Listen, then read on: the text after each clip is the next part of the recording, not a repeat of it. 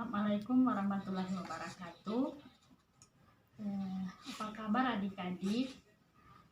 Alhamdulillah kita masih diberikan kesempatan dan kesehatan untuk pertemuan selanjutnya pada kali ini, di mana kita akan melanjutkan materi yang pada minggu kemarin, dan untuk minggu ini kita akan melanjutkan materi tentang teknik spektroskopi. Baik, untuk teknik spektroskopi sendiri dia dibagi atas 4 bagian, di mana dia terbagi atas ultraviolet, inframerah, frekuensi radio, dan pengaruh berkas elektron. Pada pertemuan kali ini kita hanya akan membahas tentang 2 topik saja, yaitu tentang spektroskopi inframerah dan spektroskopi ultraviolet. Baik, kita akan bahas untuk yang pertama itu terlebih dahulu dia spektroskopi inframerah.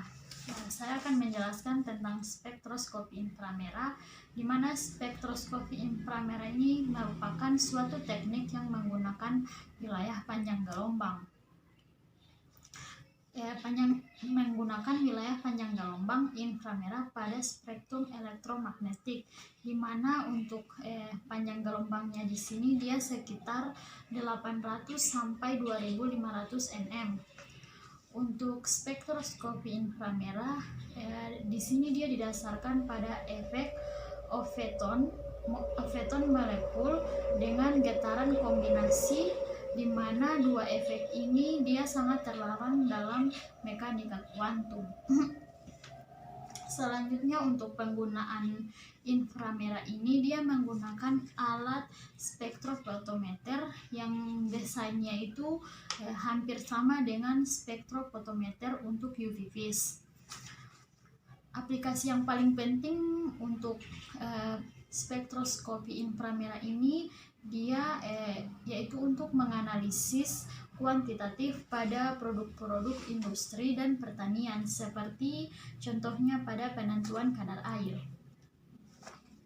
Untuk selanjutnya itu dia asal absorpsi inframerah itu dia asal absorpsi dari inframerah itu dia diakibatkan dari transisi antara keadaan energi vibrasi dan rotasi suatu molekul, di mana dia di sini dibagi menjadi 2, yaitu suatu molekul dia dapat mengabsorpsi inframerah jika ada perubahan pada momen dipolnya akibat pergerakan vibrasi dan rotasinya. Dan untuk yang kedua itu dia untuk frekuensi yang berhubungan dengan foton sama dengan yang berhubungan dengan foton, dia sama dengan frekuensi pergerakan vibrasi. Oleh karena itu hampir semua molekul dapat mengabsorpsi dari inframerah kecuali molekul diatomik homonuklir. Baik, untuk inframerah ini mungkin sampai di situ dulu yang bisa saya jelaskan, dan selanjutnya kita akan lanjutkan pada spektroskopi ultraviolet. Karena tadi kita sudah membahas tentang spektroskopi inframerah, maka kita lanjutkan dengan spektroskopi ultraviolet. Saya akan menjelaskan sedikit tentang spektroskopi ultraviolet, di mana spektroskopi ultraviolet itu atau yang disebut dengan UV vis, dia merupakan metode yang menggunakan interaksi molekul dengan gelombang elektromagnetik, di mana untuk UV vis ini dia merupakan pengukuran panjang gelombang dari intensitas cahaya atau sinar ultraviolet yang berasal dari sampel. Untuk sinar ultravioletnya di sini dia tampak memiliki energi yang cukup untuk mempromosikan elektron pada kulit terluar ke tingkat energi yang lebih tinggi. Terus untuk prinsip kerja dari ultraviolet sendiri, dia menggunakan cahaya. Untuk prinsip kerjanya itu dia menggunakan cahaya sebagai tenaga yang mempengaruhi substansi senyawa kimia, sehingga menimbulkan cahaya-cahaya yang digunakan untuk cahaya-cahaya yang digunakan merupakan foto yang bergetar dan menjalar secara lurus. Untuk spektroskopi UV-vis ini dia digunakan untuk cairan berwarna, sehingga sampel yang akan diidentifikasi harus diubah dalam senyawa kompleks terlebih dahulu. Untuk analisis unsurnya, dia berasal dari jaringan tanaman, hewan, manusia. Untuk jaringan tanaman, hewan, dan manusia itu dia harus diubah dalam bentuk larutan.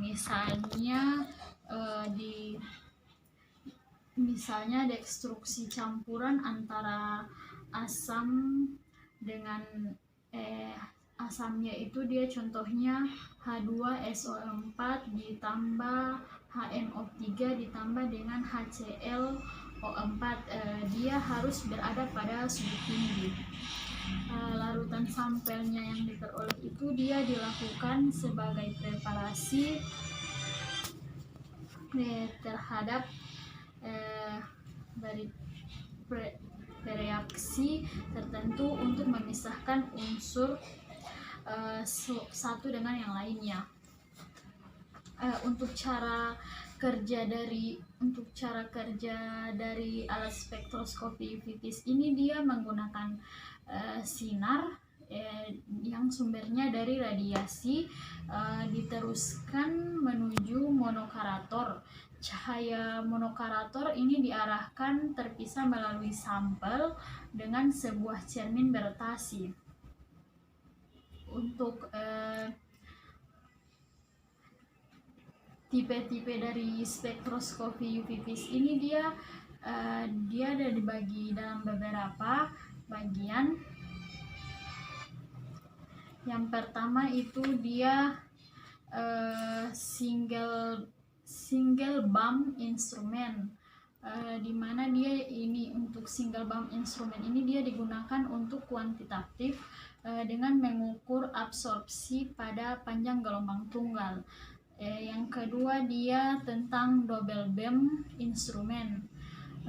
Double bump instrument ini dia digunakan pada panjang gelombang dari 190 sampai 750 nm, di mana dia mempunyai dua sinar dibentuk oleh potongan cermin yang terbentuk V yang disebut sebagai pemecah sinar. Terus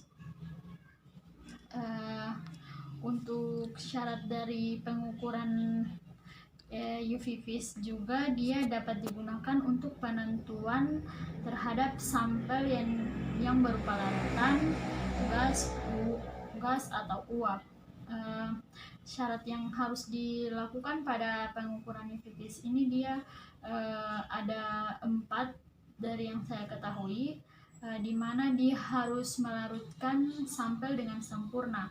Yang kedua itu pelarut yang dipakai tidak mengandung ikatan rangkap konjugasi pada struktur molekulnya dan tidak berwarna, atau dia tidak boleh mengabsorpsi sinar yang dipakai oleh sampel. Dan yang ketiga itu dia tidak terjadi interaksi dengan molekul senyawa yang dianalisis. Dan yang keempat itu kemurniannya harus tinggi. Dari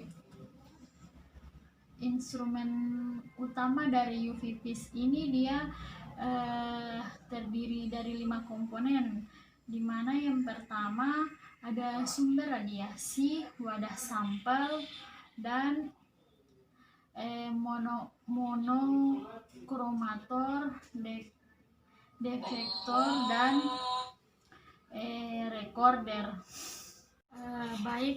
Mungkin hanya itu penjelasan saya tentang spektroskopi inframerah dan spektroskopi ultraviolet. Lebih dan kurangnya saya mohon maaf. Wabillahi taufik walhidayah. Wassalamualaikum warahmatullahi wabarakatuh. Dan sampai jumpa di pertemuan berikutnya. Terima kasih.